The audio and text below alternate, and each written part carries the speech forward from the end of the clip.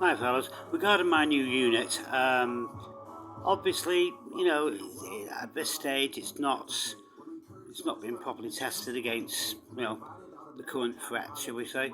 But bear in mind, we're talking, I think, reading between the lines, I think a replacement head for one of the other systems would cost way more than this. Because I believe just for the front, one of the leading systems, uh, guy in California sells. Won't mention him, but you probably know who I mean. I believe you're talking. I believe you're talking about $3,000 or $4,000 just to protect the front, with that quite sophisticated system with Bluetooth and what have you. I'm sure it's very good.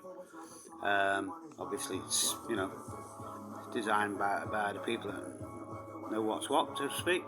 And I don't believe for a second it's made in Croatia. I think it's more likely it's shipped through Croatia. But anyway, I'm glad some Europeans are getting jobs off it anyway. But bear in mind, my little toy, my little gadget is probably it must be way under the cost of replacing one faulty head. And by the way, don't ever think of pointing one of these faulty signal so-called laser testers at these, especially at this or any parking sensor, shall we say? Because you won't know unless you've been around. You're getting on a bit.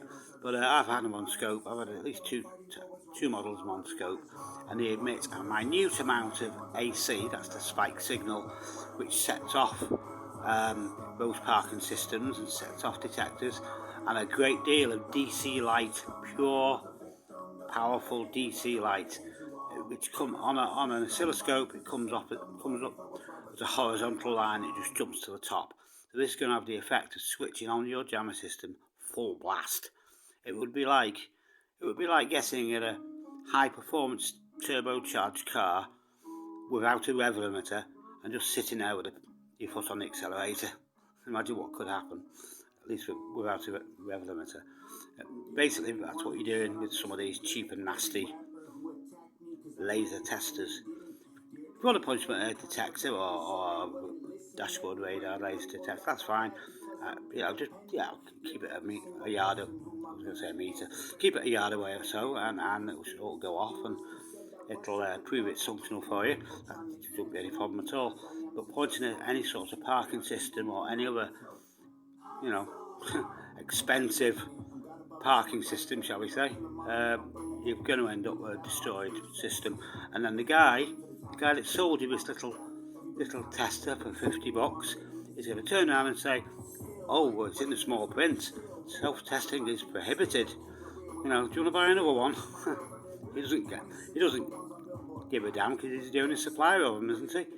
Anyway, there you go, guys. But I've just been to the post office actually for something else, and I priced up the postage. And yes, I can post either of these two models, the long one or the horizontal one, because they're basically the same inside. And I can post them, record the delivery for the £145 I mentioned. If you want to give it a whirl, go ahead.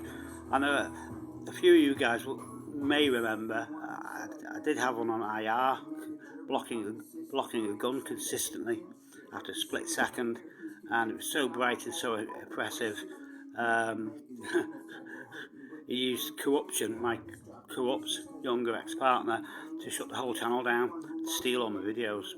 Somebody did anyway, allegedly. How shady is that? Should call him, not Mr. V, should call him Slim Shady. Following in Tom McDonald's footsteps. See you guys, bye bye.